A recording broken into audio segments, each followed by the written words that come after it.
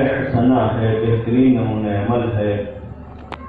اس کے بعد پھر پروردگار عالم نے اس بات کا اعلان فرمایا کہ یہ ان لوگوں کے لیے ہے کہ جو اللہ پر بھروسہ رکھتے ہیں، جس کی امید خدا ہے، جس کی امید روز قیامت ہے، اور جو زیادہ سے زیادہ ذکر خدا کرتے ہیں۔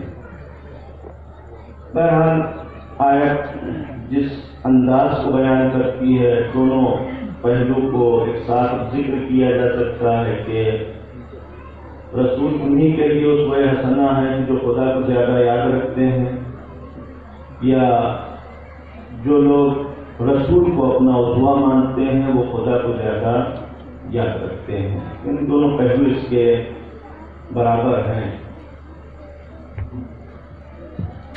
جس عنوان کو آپ کی خدمت میں یہاں پر عرض کرنا ہے وہ یہ کہ پروردگار عالم نے جب ہمیں اختیار دے کے بھیجا ہے، ہمیں انتخاب کا اختیار دیا ہے زندگی میں، تو پھر یہ پروردگار عالم کیوں حکم دے رہا ہے کہ آئیڈیل تمہیں ہمارے کہنے کی بنیاد پر انتخاب کرنا ہے؟ تمہارا آئیڈیل رسول ہے۔ کیا انسان کا جو وہ ذاتی اختیار ہے، وہ جو ذاتی انتخاب کا حق ہے، اس میں اور پروردگار عالم کے اس حکم میں کوئی تضاد پایا جاتا ہے کہ پروردگار عالم نے یہاں ہم سے انتخاب سلب کر دیا کہ نہیں، تم انتخاب نہیں کر سکتے؟ قطعاً ایسا نہیں ہے کہ پروردگار عالم یہاں پر انسان کے اس انتخاب کو سلب کر رہا ہے، بلکہ پروردگار عالم نے جو سسٹم بنایا ہے، جو نظام رکھا ہے، اس نظام کو جب ہم دیکھتے ہیں تو اس سے اندازہ ہوتا ہے کہ نہیں، ہمیں اختیار دیا گیا ہے کہ ہم پیغمبر کو اپنا اسوہ انتخاب کریں۔ یہ اختیار اس طریقے سے دیا گیا ہے کہ انسان جو بھی چیزیں انتخاب کرتا ہے وہ اپنے ذوق اور شوق کی بنیاد پر انتخاب کرتا ہے۔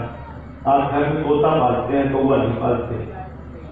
ابھی یہاں کوئی بہت بڑا عالم مرجع وقت، مثلا ممکن زمانے کا رسول پیغمبر آپ سے آ کے یہ کہتے کہ نہیں، آج سے آپ کوا پالا کریں، آپ کا ذوق بدل جائے گا، ایک رات میں آپ چیک ہو جائیں گے کہ نہیں ٹھیک ہے، آج سے یہ طوطا آپ نے جو پالا تھا یہ آپ کا انتخاب تھا۔ یہ انتخاب ایک دن کا انتخاب نہیں تھا، بلکہ یہ ذوق تھا کہ جس نے آپ کے دل میں ایک کشش رکھی کہ طوطے کے اندر جو حسن پایا جاتا ہے، جو اس کی خوبصورتی ہے، جو اس کا جمال ہے، اس نے آپ کو اپنی طرف جذب کر لیا تھا، لہذا اس کو قریب لے آئے۔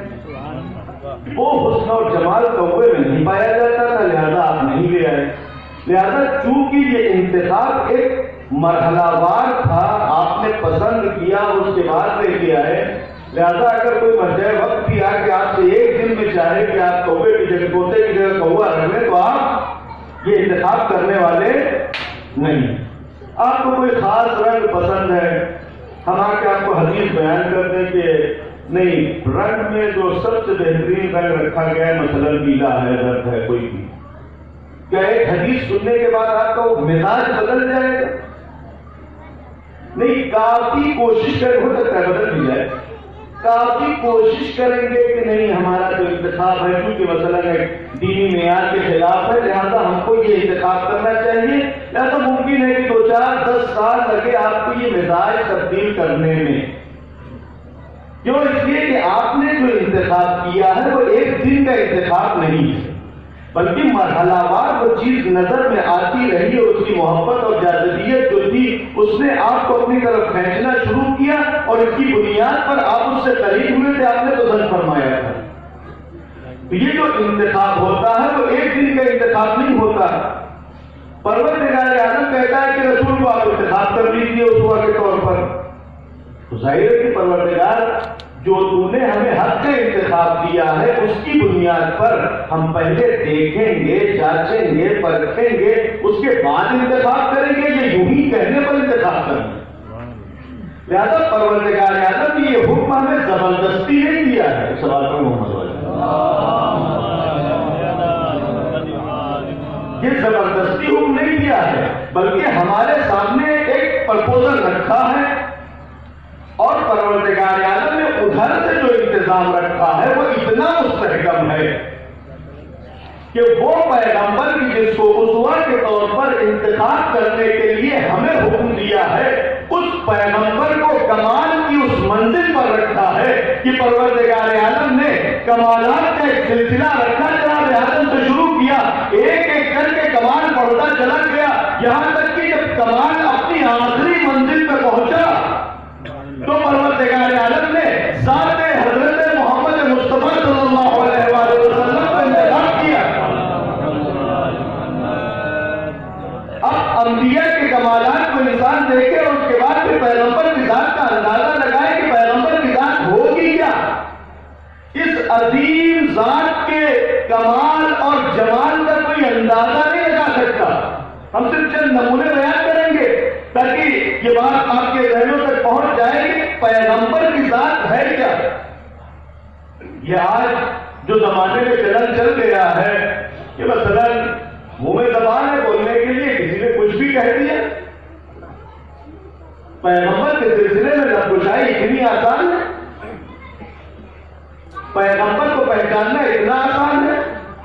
اور ظاہر ہے کہ پیغمبر کے خلاف جو دشمنوں کے یہاں جو روش پائی جاتی ہے اور جو ان کا بہرحال طریقہ ہے کہ سال میں ایک دو شوشے چھوڑ دیا کرتے ہیں، اس کو ہم صرف اور صرف بس اتنا سمجھتے ہیں کہ ابھی میں کچھ دن پہلے ایک مثال دی کیا کہ کبھی ہوتا ہے کہ اگر ہمارے پاس طاقت ہے، قدرت ہے، کسی کو ہم نے ٹھیک سے ٹھوک دیا، جنگ میں دھلائی کر دی، اور اس کے بعد وہ گھر گیا، گھر جانے کے بعد اس نے گھر والوں کو بتایا کہ بھائی فلاں نے ہم کو مارا ہے. گھر والوں نے بھی سوچا سمجھا کہ ان کا تو مقابلہ نہیں کیا جا سکتا، اب ان کے برابر کون جائے گا. تو پھر گھر کی بوڑھی عورتیں نکلتی ہیں اور اس کے بعد دروازہ پکڑ کے لوگ گالی دینا شروع کرتی ہیں کہ کچھ کر تو سکتے نہیں، بس سنا ہے.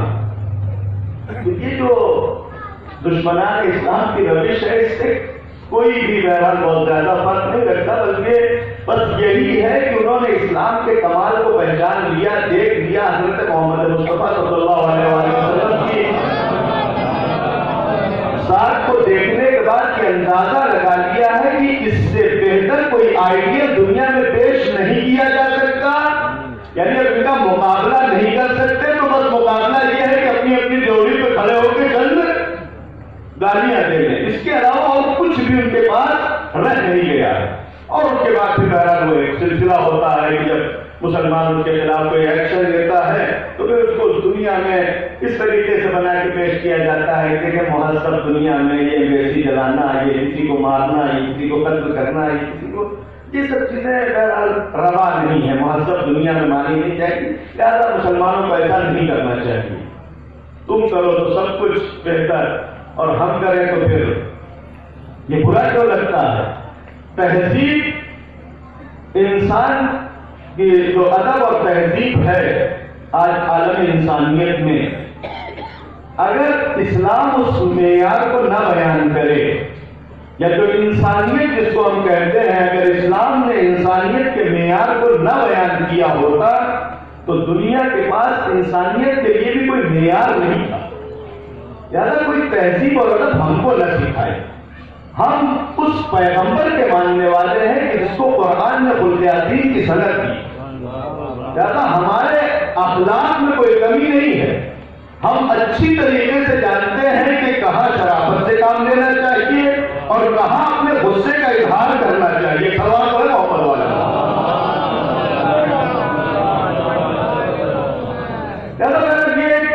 چونکہ مسلمانوں کو کے اندر یہ ایک تبدیل کرنا ہوتا ہے. لہٰذا مثلا جب اس طریقے کی باتیں کی جاتی ہیں تو چار جوان ہمارے یہاں بھی اٹھتے ہیں کہ ہاں یہ بات تو صحیح ہے کہ لیکن انہوں نے ایک کارٹون بنایا، ہمیں بھی کارٹون بنانے کا جواب دینا چاہیے. نہیں، ہمیں بھی ایسے تھپڑ مار کے جواب دینا چاہیے کہ ان کے دماغ جو ہے زندگی تک کے لیے سدھر جائیں، ان کے ذہن میں یہ خیال دوبارہ نہ آنے پائے. اس لیے کہ یہ کارٹون اس لیے نہیں بنایا گیا تھا کہ ان کو جواب چاہیے. بلکہ یہ صرف اور صرف جذبات کو ابھارنے کے لیے ہے۔ اور ظاہر ہے کہ جب جذبات تم نے ابھارا ہے تو اس کا نتیجہ کون بھگتے گا؟ جذبات تم نے ابھارا ہے اور بہرحال اس کا صلہ بھی تمہیں ہی بھگتنا۔ لہذا بہرحال پیغمبر کے سلسلے میں جو کوتاہیاں پائی جاتی ہیں، یہ بھی ایک نقطہ اشارہ کرتے ہوئے چلے کہ بہرحال جب بھی ہمارا کسی سے جھگڑا کوئی لڑائی ہو جائے تو ظاہر ہے کہ ہمیں اپنا جو جس کے طرفدار ہیں اس کا سپورٹ کرنا چاہیے اچھی طریقے سے، لیکن جب الگ آ کے بیٹھے تو ہمیں خود محاسبہ کرنا چاہیے کہ کہیں اس میں ہماری کوئی کوتاہی تو نہیں۔ دشمن کے جو حربے ہیں، دشمن کی جو باتیں ہیں، دشمن کے جو عزائم ہیں، دشمن کے جو مکاتیں ایادیاں ہیں، وہ سب اپنی جگہ پہ، لیکن اپنی کوتاہیوں کو نظر انداز نہیں کرنا چاہیے کہ ہم نے پیغمبر کو کیا مقام دیا ہے اپنے سماج میں۔ لقد کان لکم فی رسول اللہ اسوۃ حسنہ، رسول اسوہ حسنہ ہے، تو ہم نے اس اسوہ حسنہ کو کہاں رکھا؟ ہمارے ذکر و فکر میں پیغمبر کہاں ہیں اور ہم پیغمبر کو کون سا مقام دے رہے ہیں؟ ظاہر ہے کہ بہرحال طویل گفتگو اس حوالے سے گفتگو نہیں کرنا چاہیے، صرف اشارہ کرنا تھا کہ ہم خود اپنی کوتاہیوں کو نظر انداز نہ کریں۔ امام رضا علیہ السلام سے منقول ہے کہ لوگ اگر ہماری خوبیوں کو پہچان جائیں تو وہ ہمارے پیرو ہو جائیں گے، ہمارے تابع ہو جائیں گے، ہمارے فرمانبردار ہو جائیں گے۔ تو ظاہر ہے کہ اگر لوگ فرمانبردار نہیں ہو رہے ہیں تو اس کا مطلب ابھی انہوں نے ان خوبیوں کو پہچانا نہیں ہے، اور اگر نہیں پہچانا ہے تو پھر جو پہچانوانے والے ہیں ان کی کوتاہیوں کو نظر انداز نہیں کیا جا سکتا۔ لہذا ہم اپنے ذکر و فکر میں پیغمبر کو لے کے آئیں اور یہ تذکرے ہم زندہ رکھیں۔ ایک چھوٹی سی مثال ابھی کیونکہ پیغمبر کی ولادت کا مہینہ ہے لہذا آپ کی خدمت میں پیش کرتے ہیں کہ ابھی ہمارے گھر کے کسی بھی بچے سے جو اسکول میں جاتا ہے اس سے آپ سینٹا کلاس کا نام پوچھیں، اس سے آپ کرسمس کے بارے میں پوچھیں، وہ بتاتے ہیں۔ لیکن اسی بچے سے 17 ربیع الاول اور 12 ربیع الاول یا مثلا جو کہ ولادت پیغمبر کی تاریخ ہے اس حوالے سے کوئی بات پوچھے تو کیا وہ بتا پائے گا؟ اس لیے کہ مثلا 25 دسمبر کو اور کرسمس ڈے کو انہوں نے اس طریقے سے بنا کے رکھا ہے، اور واقعی افسوس کا مقام ہے کیونکہ واقعہ ایسا ہمارے ساتھ پیش آیا کہ اگر یہ تذکرہ ہم ہر جگہ کرتے ہیں کہ کسی نے ہم سے پوچھا کہ وہ بچوں کے لیے پروگرام کرنا ہے کرسمس پہ کر سکتے ہیں نہیں کر سکتے کیا حرج ہے، اس کے بعد فوراً ہمارے ذہن میں یہ بات آئی کہ ایک سینٹا کلاس 3 سونے کی چھڑی کسی غریب کو دے دیتا ہے، دان کر دیتا ہے، تو آج تک یاد رکھا جا رہا ہے۔ کیا پیغمبر اور اہل بیت کی سخاوت جس سے آپ نہیں سنیں؟ وہ جس کے پاس سونے کی چھڑی تھی وہ کسی غریب کے گھر میں دے کے آیا تھا، اہل بیت نے اپنے پیٹ کی روٹیاں کاٹ کے لوگوں کا پیٹ بھرا۔ ہم نے اس اسوہ کو، اس نمونے کو جب زندہ نہیں کیا تو پھر شکوہ کس سے کرتے ہیں؟ نہیں، ظاہر ہے کہ اگر ہمارا بچہ کرسمس کو زیادہ پہچانتا ہے 17 ربیع الاول کو نہیں پہچانتا تو اس کا مطلب کیا ہے کہ ہم نے کوتاہی کی، لہذا اپنی کوتاہیوں کو ہم نظر انداز نہ کریں۔ اب ظاہر ہے کہ پیغمبر کو جب اسوہ کے طور پر ہمیں پہچانوانا ہے تو قرآن نے جہاں پر بھی پیغمبر کا ذکر کیا وہاں پر ایک سلسلہ پروردگار عالم یہ رکھا ہے کہ مثلا اس سے پہلے بھی رسول آ چکے ہیں، اس سے پہلے بھی مرسلین کا سلسلہ، اس سے پہلے بھی انبیاء آئے ہیں۔ یہ جو پیغمبر کے ساتھ گزشتہ انبیاء کا ذکر کیا جاتا ہے یہ کس لیے؟ اس لیے کہ تاکہ ختم نبوت کا صحیح مفہوم ہمارے سامنے واضح ہے۔ ختم نبوت آج ہمارے اوپر بھی یہ الزام لگتا ہے کہ ہم لوگ ختم نبوت کو نہیں مانتے، کیوں؟ اس لیے کہ سلسلہ امامت کے قائل ہیں۔ ظاہر ہے کہ جن کو نہیں پتا ہے کہ سلسلہ امامت کیا ہے وہ ایسی حماقتیں کرتے رہتے ہیں۔ ختم نبوت کا جو مفہوم حقیقی مفہوم ہے وہ تو مسلمان جانتے بھی نہیں، اس لیے کہ ختم نبوت آج تک بس یہی سمجھا گیا ہے کہ ختم نبوت یعنی ایک سلسلہ چل رہا تھا اور ایک مرتبہ ختم کر دیا کہ روک دیا کہ ہو گیا ختم. یعنی پیغمبروں کا سلسلہ مرسلین کا سلسلہ جاری ہوا اور اس کے بعد پھر ایک دن اللہ نے کہا کہ روک تو روک دیا, پھر اس کے بعد وہاں سے سلسلہ ختم ہو گیا.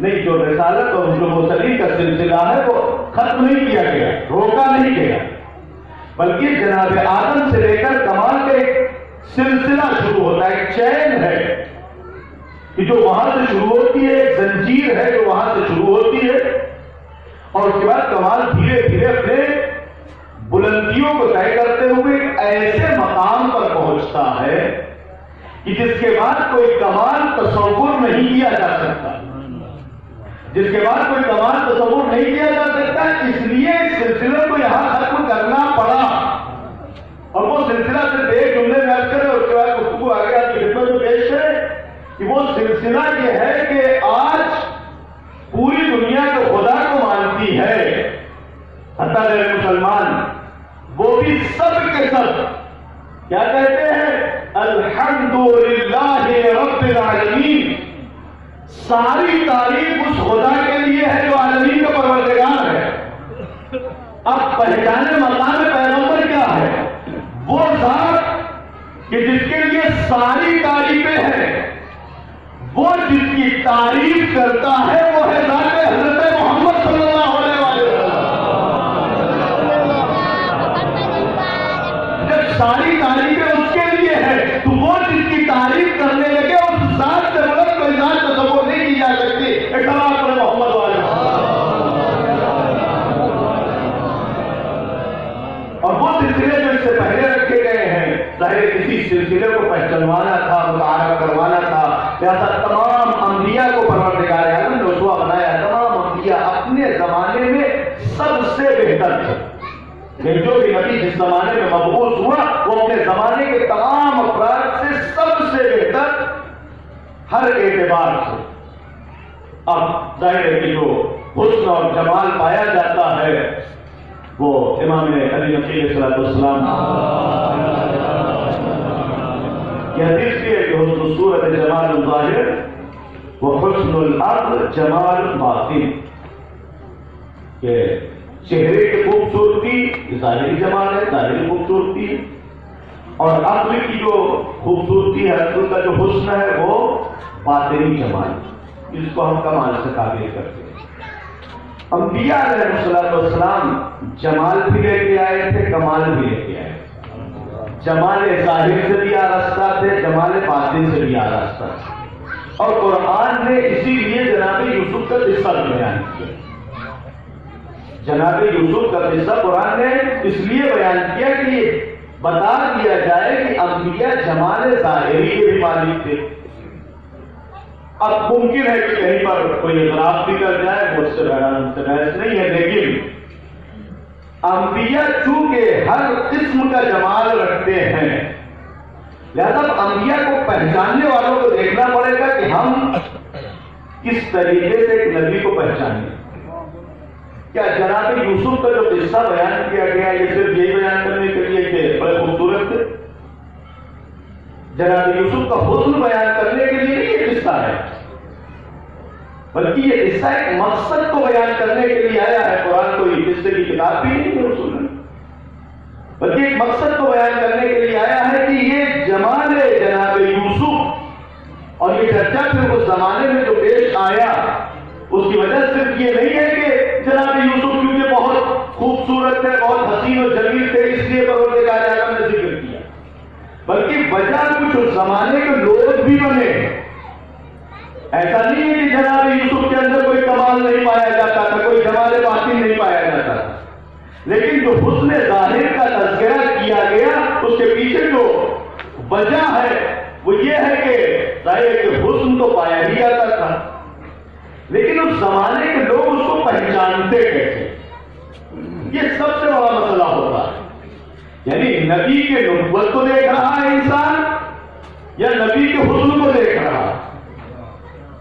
اس لیے جب جناب یوسف کا ہم تذکرہ کرتے ہیں یہ بات مد نظر ہے کہ قرآن جناب یوسف کے جمال کے قصے بیان کرنے کے لیے نہیں آیا ہے, بلکہ یہ بیان کرنے کے لیے آیا ہے کہ دیکھو تمہاری نظر تم کیسے دیکھتے ہو؟ اگر جناب یوسف کے زمانے میں چرچا جناب یوسف کے کمال کا ہوتا تو قرآن کی کمال کا ذکر کرتا. قرآن کس سے بناتا تھوڑی نہیں ہے، جو پیش آیا ہے وہی تو نقل کرتا ہے. لیکن پیش ایسا آیا کہ زلیخا جناب یوسف کے جمال کی دل زیادہ ہوئی. تو ظاہر ہے کہ قرآن یہی نقل کرے گا نا کہ جناب یوسف کا جمال ایسا تھا. اور ظاہر ہے کہ قرآن بہت زیادہ اس حوالے سے گفتگو بھی نہیں کی کہ جناب یوسف بڑے قرآن سے خوبصورت وہ تھے اپنی جگہ پر، لیکن قرآن نے اس نقطے کو بہت زیادہ ہائی لائٹ نہیں کیا ہے. ہاں یہ ہے کہ میں زلیخا کا ذکر کیا کہ جناب یوسف کے وہ ادھر پہ تھی، اور جناب یوسف کا جو جمال تھا وہ بہرحال اس کے لیے سنتے رہتے ہیں کہ جس وقت بازار مصر میں لائے گئے تھے قیمت نہیں تھی کوئی کی جو خرید سکے، یہاں تک کہ مثلاً بادشاہ مصر نے خریدا.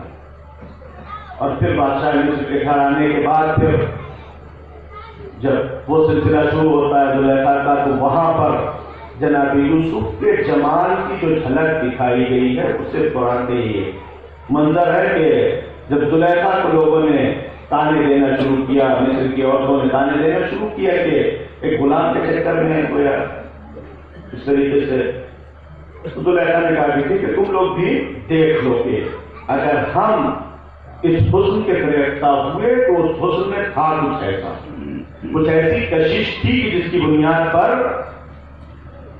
اور اس کے بعد پھر وہ عورتوں کو بلایا، اور بلانے کے بعد ایک چاقو دیا، اور اس کے بعد جناب یوسف سے کہا وہاں سے گزر جائیں. اور قرآن نے کہا کہ ان عورتوں نے اپنی انگلیاں کاٹی. بس جناب یوسف کے لیے جمال ذکر کیا. اب اس سے زیادہ قرآن نے کچھ ذکر نہیں کیا کہ ہم صرف اور صرف حسن یوسف کے تذکرے کرتے ہیں، بلکہ اسی جناب یوسف کے اندر جو کمال پایا جاتا تھا وہ اس ظاہری جمال سے کہیں زیادہ بلند تھا. قرآن نے یہ قصہ صرف اس لیے نہیں نقل کیا ہے کہ جناب یوسف جمال کے مالک تھے اور حسن پایا جاتا تھا، خوبصورتی پائی جاتی تھی، بلکہ ایک تو عبرت ان لوگوں کے لیے کہ آپ جناب یوسف کے جمال کا تذکرہ سننے کے بعد ایک مرتبہ تصور کریں کہ ایک شخص کے ساتھ جناب یوسف نبی ہے، معصوم ہے، لیکن کسی بھی انسان کے ساتھ اگر ایسی کوئی سچویشن پیش آ جائے جس کو قرآن نے نقل کیا، کیونکہ جس سے آپ سنتے رہتے زیادہ بہت زیادہ ہم دقیق نہیں بیان کریں گے کہ ایک ایسے مقام پر پہنچ جاتے ہیں کہ جہاں گناہ کے سارے اسباب فراہم ہیں. ہمارے یہاں کے منچلوں کا حال کیا ہوتا ہے؟ اب خوبصورت بہت زیادہ ہے تو پھر جب چار آدمی تو جہاں بیر ہوتی ہے تو ڈھیلے آتے ہیں. یہ ہماری توجیحات ہوتی ہے ہمارے گناہوں کے لیے، ہے نہیں؟ لہذا قرآن نے یہ قصہ بیان کیا کہ دیکھو اگر اپنے جمال پر بہت زیادہ نازا رہنا تو جمال یوسف کا ذکر قرآن میں پڑھ لینا کہ یوسف سے زیادہ حسین نہیں ہوگے، اس لیے کہ اس جمال کا عالم یہ تھا کہ عورتوں نے اپنی انگلیاں کاٹ لی. یہاں تمہیں کوئی پلٹ کے دیکھنا بھی گوارا نہیں کرتا، یعنی تم اتنے خوبصورت بھی نہیں ہو کہ تمہیں پلٹ کے دیکھنا کوئی گوارا کرے. لہذا اپنے جمال پر بہت زیادہ نازا ہونا تو جمال یوسف کو یاد رکھنا کہ وہ ذات کی جس کو پروردگار عالم نے اتنا جمال دیا تھا کہ کوئی عام عورت نہیں بلکہ ایک ملکہ، ایک بادشاہ کی بیوی، ایک گویا ملک کی فرسٹ لیڈی، پریزیڈنٹ کی بیوی وہ گرفتار ہو گئی، اور اس کے بعد اس نے سارے اسباب گناہ مہیا کر دیے. سارے اسباب گناہ مہیا کرنے کے بعد جو قرآن نے ذکر کیا ہے، علماء تشریح رکھتے ہیں وہ جملہ بہرحال علماء اس نزاکت کو محسوس کریں گے کہ چاہے بہرحال جیسے بھی حالات پیش آ جائیں، لیکن عورت کی خاصیت یہ ہوتی ہے کہ وہ کبھی بھی اپنی زبان نہیں کھولتی.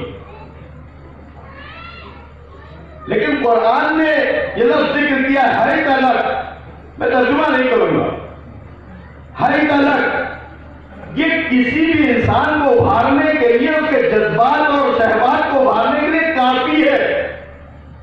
جناب یوسف کو اس مرحلے میں قرآن نے ذکر کیا کہ ایسی سچویشن میں، ایسی کنڈیشن میں جناب یوسف قرار پائے. جمال بھی تھا، کمال بھی لیکن جناب یوسف اپنے جوان پہ نازا تو تھے اس لیے کہ خلقت پروردگار تھی، لیکن اس جوان پر کبھی بھی فریفتہ نہیں ہوئے، اس لیے کبھی دھوکہ نہیں کھایا اپنے حسن سے۔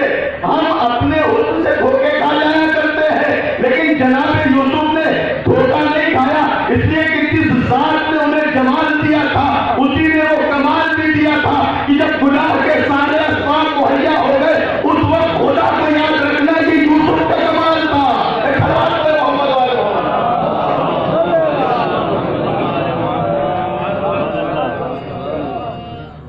ایسے مقام پر خدا کو یاد کرنا، وذکر اللہ کثیرا، یہ انبیاء کا شیوا ہے۔ ایسے مقام پر انسان کے قدم ڈگمگا جاتے ہیں، تو قرآن نے اس لیے نہیں ذکر کیا تھا کہ کمال یوسف کا تذکرہ، بلکہ کمال، اور وہ کمال انسان کے مد نظر ہونا چاہیے۔ اور جو بہرحال دوسرا بھی ایک ذکر کرتے ہوئے اور پھر جو پیغمبر کو کمال دیا گیا، جو انبیاء کو کمال دیا گیا، دنیا میں جو بھی انبیاء آئے ہیں اور انبیاء کی دعوت پر جو لوگ لبیک، جن لوگوں نے لبیک کہا اور جو انبیاء کے اوپر ایمان لے آئے، وہ اسی کمال سے متاثر ہوئے۔ بہرحال یہ تو انسان جو ایمان لے آتا ہے اس کا دل، اس کی نیت بہتر جانتی ہے کس کے ایمان لا رہا ہے، لیکن جو حقیقی طور پر نبی اور نبوت کو پہچان کے ایمان لے آتا ہے وہ پھر کسی بھی کنڈیشن میں کسی بھی طریقے سے انبیاء کا ساتھ چھوڑ دے جانے کے لیے تیار نہیں ہوتا۔ اور یہ بیان اس کے لیے ابھی محرم گزرا ہے اور امام حسین اور اصحاب امام حسین علیہ السلام کو سنتے رہتے ہیں کہ جان کی آخری سانس تک امام حسین کے ساتھ، اور جذبہ تو اتنا کہ نہیں اگر اور بھی زندگی مل جائے تو وہ بھی حسین کی خدمت۔ یہ کس لیے ہے؟ یہ کمال کے دل ہے۔ انہوں نے جو ایمان قبول کیا ہے، جو اسلام لے آئے ہیں، تو ان کی نیت میں کچھ بھی نہیں تھا سوائے اس کمال کے جو ان کے افساد میں پایا جاتا ہے۔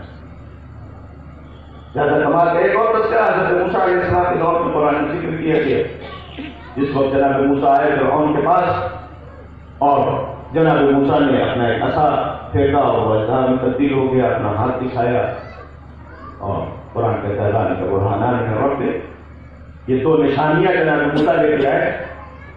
فرعون کو کچھ نہیں سمجھ میں آیا، کہنے لگے کہ اچھا تم جادوگر ہو، تم سے بڑے بڑے جادوگر ہمارے یہاں پڑے ہوئے ہیں، اس لیے فوراً کہا کہ وہ جادوگروں کو بلاؤ، اور وہ آئے اور اس جادوگر کا مقابلہ کر کے دکھائے کہ ہماری خدائی میں کتنی طاقت۔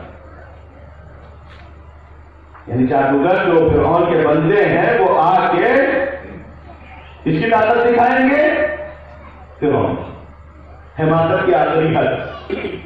اب ظاہر ہے کہ جو صاحب کمال ہوتے ہیں ان کے آگے پر پردہ بہت زیادہ دیر تک نہیں رہتا۔ جس وقت یہ جادوگر بلائے گئے تھے اسی وقت اگر یہ جادوگر چاہتے تو معاملہ حل کر لیتے، دیکھو خدا آج سے ہم ہیں تم نہیں، اس لیے کہ کمال ہمارا، جادوگری ہماری، اور بچائیں گے تمہاری خدائی، ہم کیوں بچائیں گے؟ اس لیے تم ہٹ جاؤ، جو چیز بچائیں گے وہ ہماری خدائی ہوگی، لہٰذا آ کے ان کو اپنی خدائی کا دعویٰ پیش کرنا چاہیے۔ لیکن ظاہر ہے کہ ماحول کا بھی اثر بہت زیادہ پایا جاتا ہے۔ اب نسل فرعون کو خدا مانتی چلی آ رہی تھی، یہ بھی خدا مانتے، لہذا ایسا بھی نہیں تھا کہ صرف ایک ظاہری طور پر وہ اتنا دکھاوا، اتنا اعتقاد کا مظاہرہ نہیں کیا جائے گا۔ جس وقت وہ جادوگر آئے انہوں نے قسم کھائی کہ عزت فرعون انا لنحن الغالبون، یہ محبت کی علامت ہے کہ یقیناً ان کے دل میں یہ ایمان پایا جاتا تھا کہ ہمارا خدا عزت فرعون انا لنحن الغالبون، فرعون کی عزت کی قسم، یعنی جس کی عزت گاؤں پہ لگی ہے اور جس کی عزت بچانے کے لیے یہ خود جا رہے ہیں اس کی عزت کی قسم کھا رہے ہیں۔ لیکن چونکہ کمال کے مالک تھے لہذا جس وقت جناب موسیٰ نے اپنے معجزے کو پیش کیا تو انہوں نے فوراً پہچان دیا کہ نہیں، جو کمال ہمارے پاس ہے اس کی کوئی حیثیت نہیں اس کمال کے آگے، بس اتنا پہچاننا تھا۔ قرآن کہتا ہے کہ یہ جادوگر سجدے میں گر گئے، یعنی فوراً سجدے میں گر گئے، اور اس اس کے بعد فرعون کہتا ہے کہ تم ہماری اجازت کے بغیر، تو ابھی تک جو عزت فرعون کی قسم کھا رہے تھے، جو فرعون کی خدائی کے دعوے دار تھے، جو فرعون کی خدائی بچانے آئے تھے، انہوں نے فرعون سے دو ٹوک کہہ دیا کہ ہم اللہ کے اوپر ایمان لا چکے ہیں اور ہاتھ پیر کاٹ دو، تب بھی ہم اب اس ایمان کا دامن نہیں چھوڑنے والے۔ جب انبیاء کی دعوت، بہرحال یہ سلسلہ بیان کیا ہے قرآن میں، انبیاء کی دعوت کا اثر یہ ہے کہ کمال کو دیکھ کے لوگ ایمان لے آتے ہیں۔ صاحبان کمال آج ہمارے درمیان کے پیسے ہوتی ہیں، مولانا جو اللہ تعالیٰ پر شریف آئیں گے، تو ہو سکتا ہے ایران والے ٹینک اپنا دے دیں لیکن امریکہ والے نہیں دیں گے نا، تو طاقت تو زیادہ امریکہ کے پاس ہے، پھر ہمارے پاس کیا ہے؟ پھر اس کے بعد بہرحال نہیں معلوم کہ کہاں سے بچکانا توجہ شروع ہوئی، ہم بھی بچپن سے شروع سنا ہے، اس لیے آپ کو بتا دے رہے کہ نہیں وہ اثر ختم ہو جائے گا، امام زمانے کا امام ہوتا ہے، حکم دے گا اور ٹینک اور تو سب ختم ہو جائے گا۔ یہ بچکانا ہے، ہم تھوڑا جوانی والے فکر بتا دے رہے ہیں کہ نہیں، امام ایک اشارہ کریں گے پھر ہزاروں ٹینک پیدا ہو جائیں گے۔ سب تلاوتی کی باتیں ہیں۔ جو ولی خدا ہوگا، جو زمانے کا امام ہوگا، یہ تو زمانے کو پڑھ پڑھ کے ترقی کے اس مقام پر پہنچے ہیں کہ دنیا کو خطرے میں ڈال دیا ہے اپنے اسلحوں کے ذریعے سے، تو جس کو پڑھنے کی ضرورت نہ ہو، جو زمانے کے تمام راز و رموز سے واقف ہو، اس کو ٹینک اور توپ بنانے میں کوئی زحمت نہیں ہوگی۔ یعنی جس کے اشاروں میں زمانہ چلنے والا ہے وہی فیصلہ کرے گا کہ ہم زمانے کو کیسے چلائیں گے۔ یعنی وہاں مقابلہ ایک کمال سے نہیں ہے، یعنی دنیا یہ نہ سمجھے کہ ہم نے اتنا اکٹھا کر دیا اس کے مقابلے میں کتنا دن لگے گا، نہیں، بات دن لگنے کی بات نہیں ہے، تم نے جو کچھ بھی ایک ایک کر کے پڑھا ہے وہ سب بنتے ہوئے دیکھ رہے تھے۔ یعنی یہ دنیا دنیا میں کتنے دن آج جہاز بنا ہے، دنیا کو پیدا ہوئے کتنے سال ہوئے، حساب نہیں کوئی، 6 لاکھ سال کا حساب کچھ کسی نے پیش کیا ہے کیا 6 لاکھ سال پہلے جب یہ زمین وغیرہ سب کچھ تھی تو وہ چیزیں نہیں تھی جس سے آج جہاز بنانے، یہ نہیں، تو پھر بنا کیوں نہیں زمانے؟ سب کچھ تھا لیکن اس کو پہچانتے نہیں تھے زمانے والے، پہچانتے 6 لاکھ سال لگے، تو پھر اس مقام پر پہنچے کہ اس کے اجزاء اکٹھا کیا، سب کچھ زمین سے نکلا، کچھ آسمان سے نہیں لگتا ہے، کوئی نئی چیز پیدا نہیں ہوئی دنیا میں، بلکہ سب کچھ وہی پرانا تھا، اسی کو اسمبل کر کے یہاں تک پہنچا دیا کہ جہاز بن گیا۔ یہ کن لوگوں نے پہنچایا؟ جن لوگوں نے زمانے کے راز اور رموز کو پڑھنا شروع کیا، جنہوں نے پڑھ کے 6 لاکھ سال میں جہاز بنایا ہے، ان کی اطلاع کے لیے یہ عرض ہے کہ جو آنے والا ہے وہ زمین اور آسمان کے تمام رازوں سے واقف ہے۔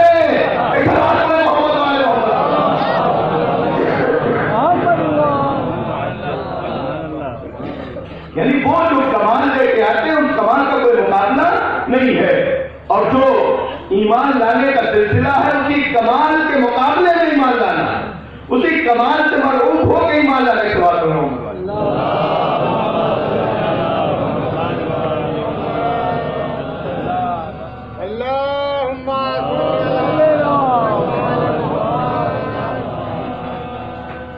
ظاہر ہے کہ انبیاء نے جمال کا بھی مظاہرہ کیا، کمال کا بھی مظاہرہ کیا، جمال ظاہر کا بھی مظاہرہ کیا، جمال باطن کا بھی مظاہرہ کیا، اور وہ کمال جب اپنی آخری منزل پہ پہنچا تو حضرت محمد مصطفیٰ صلی اللہ علیہ وسلم کو اور بہرحال انوار خمسہ اور اہل بیت علیہ السلام سے جدا نہیں ہے، چکے خلقت ایک ہے، لہذا ان ذوات مقدسہ کو پروردگار عالم نے بھیجا۔ تو ظاہر ہے کہ کمال کا کوئی اندازہ نہیں لگایا جا سکتا۔ یہ کمال کی منزل وہ ہے کہ جہاں پر لوگوں نے، پہلے ہم نے اسی لیے اشارہ کیا کہ صرف پہچاننے میں کوتاہی کی، کہ اگر زلیخا جناب یوسف کے جمال سے گرفتہ نہ ہوتی، خوبصورتی اور حسن سے گرفتہ نہ ہوتی تو یہ تذکرہ نہیں آتا۔ پیغمبر کے جمال کا تذکرہ تو کہیں پایا جاتا ہے. پیغمبر کے جمال کا کوئی ایسا تذکرہ نہیں پایا جاتا کہ ہاں کوئی عاشق ہو گیا ہو کوئی. لیکن کیا پیغمبر کے حسن میں کوئی کمی تھی؟ پیغمبر نے خود فرمایا کہ میں یوسف سے زیادہ حسین ہوں. لیکن بہرحال ایک زمانہ جب گزر گیا تو دھیرے دھیرے لوگ کمالات کی طرف متوجہ ہونے لگے.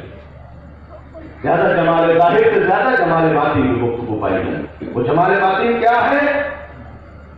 وہ جمال باطن وہ انسانی خلق و خو ہے. کسی قرآن نے ایک جملے میں ذکر کیا، پہلے ہم وہ جملہ بیان کر دیں اور اس کے بعد پھر اشارہ کریں. انک لعلی خلق عظیم. پیغمبر آپ اخلاق کی سب سے بلند منزل پر پائے ہیں. اس جمال کا کوئی مقابلہ نہیں کر سکتا. اور جو یہ جمال کا مظاہرہ خود پیغمبر کے زمانے میں ہوا ہے، یہ سب تذکرے تو سنتے ہی رہتے ہیں کہ ہاں وہ ایک عورت تھی کچرا ڈالتی تھی پیغمبر کے اوپر، اور اس کے بعد پھر جب پیغمبر اس عیادت کے لیے گئے تو پھر پیغمبر کے اوپر ایمان لے آئے. اہل بیت علیہ السلام کے جو حسن اور خوبی پائی جاتی ہے، ایک سلسلہ ہے. میں پہلے اس کو بیان کر دوں شاید آپ کے ذہن میں تھوڑا قریب ہو جائے. دو واقعات اور اس سلسلے کو اصلاح میں امام جن العابدین علیہ السلام کی دعائے مکارم الاخلاق میں جمال باطن کے حوالے سے بہت ہی تفصیلی گفتگو ہے. امام فرماتے ہیں اللہم حلنی بحلیۃ الصالحین والبسنی زینۃ المتقین. پروردگار ہمیں صالحین کے زیور سے آراستہ فرما اور ہمیں لباس متقین سے آراستہ فرما. یہ لباس متقین اور زینت صالحین ہے کہ حقیق بسط العدل وکرم الغیر. یہ انسان کے اخلاق کی وہ بلند ترین منزلیں ہیں کہ جو انسان اگر پا جائے تو پھر انسانیت اس کی کامل ہے. کہ بسط العدل، کرم الغیر، عدالت، غصے کے اوپر کنٹرول، اطفاء النائرہ، فتنے کی آگ کو خاموش کرنا،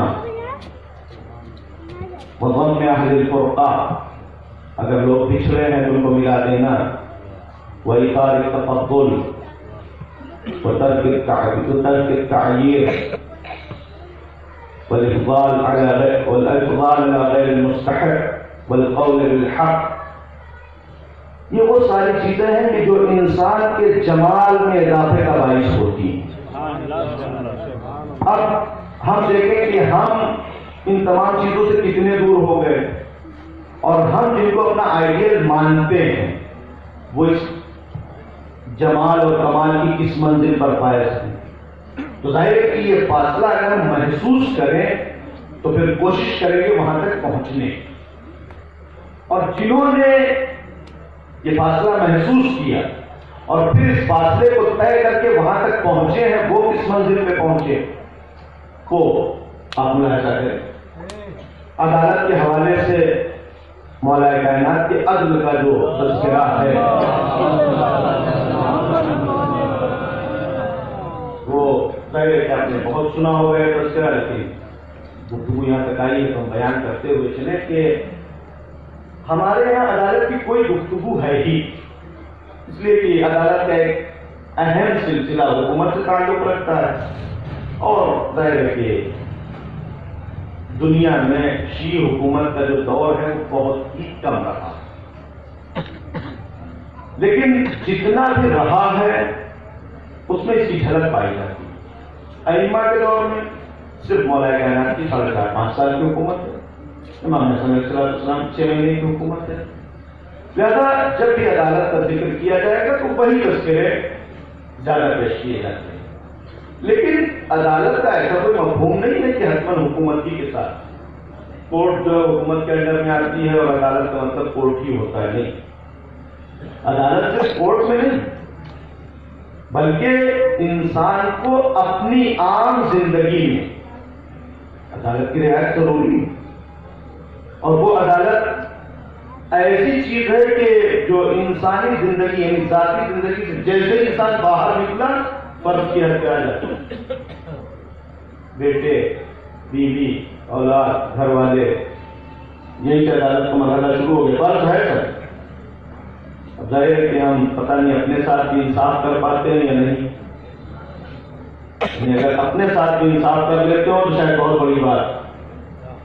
اس لیے کہ اپنے ساتھ بھی جو ہم انصاف کرتے ہیں وہ ہماری گویا خود پرستی ہوتی ہے یا خود پسندی ہوتی ہے، جس کی بنیاد پر ہم اپنا فائدہ یا مفاد پرستی ہوتی ہے جس بنیاد پر ہم اپنا فائدہ سوچ کے کچھ کر لیتے ہیں، ورنہ حقیقت میں اپنے ساتھ بھی انصاف نہیں کرتے.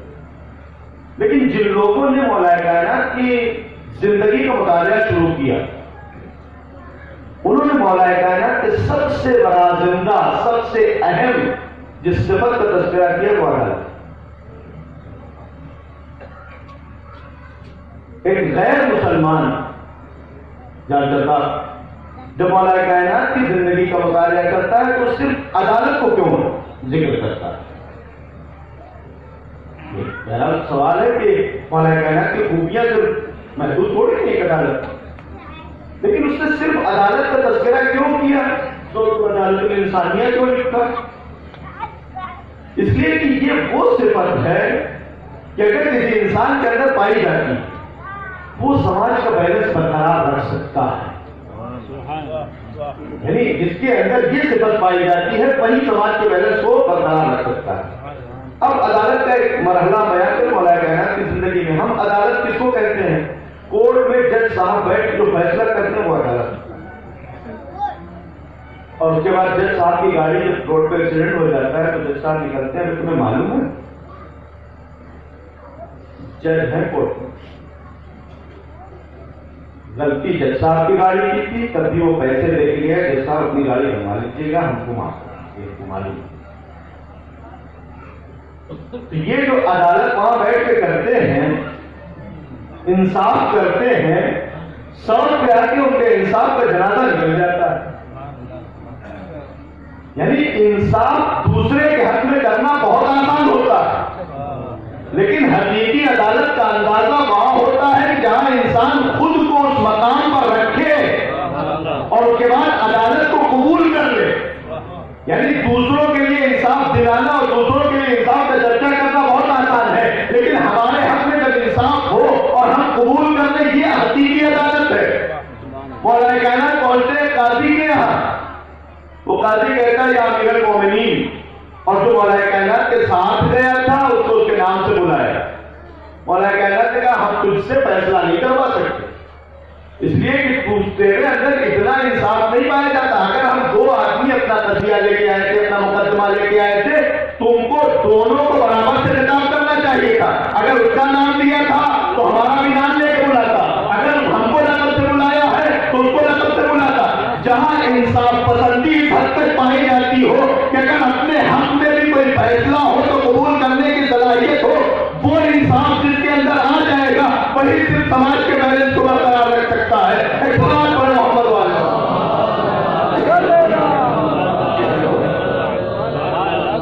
اور اسلامی حکام میں یہ آپ کی خدمت میں عرض کرتا ہے کہ ہم کیونکہ ہماری دشمنی ہے تو نہیں برابر نہیں سمجھتے،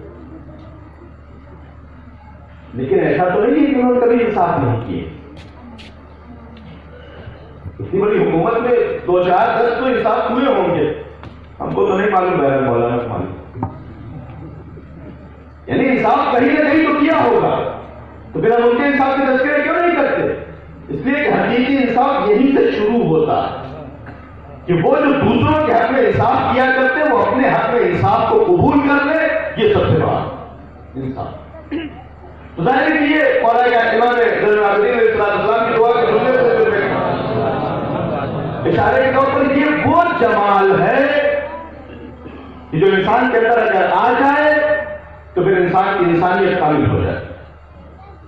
اور وہ علی اور اولاد علی اس حد تک پایا جاتا تھا کہ اگر آج ہم مولا کائنات کے ماننے والے اور چاہنے والوں کا تذکرہ کرتے ہیں، ان کی شان اور قربانیوں کا تذکرہ کرتے ہیں، تو ہمیں اندازہ ہونا چاہیے کہ وہ کمال کی اس منزل کو کس طریقے سے پہچانتے ہیں.